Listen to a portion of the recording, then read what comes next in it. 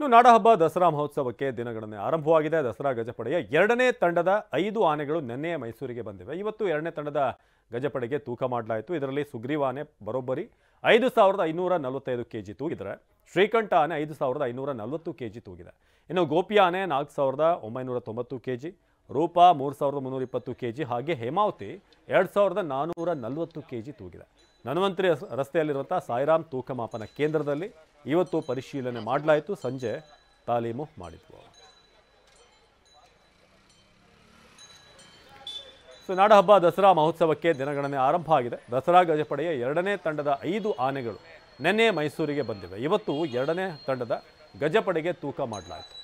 ಇದರಲ್ಲಿ ಸುಗ್ರೀವ ಆನೆ ಬರೋಬ್ಬರಿ 5545 ಕೆಜಿ, ಶ್ರೀಕಂಠ ಆನೆ 5540, ಹಾಗೆ ಗೋಪಿ 4990 ಕೆಜಿ ಇದ್ದರೆ, ರೂಪ 3320 ಕೆಜಿ, ಹೇಮಾವತಿ 2440 ಕೆಜಿ ತೂಗಿದೆ.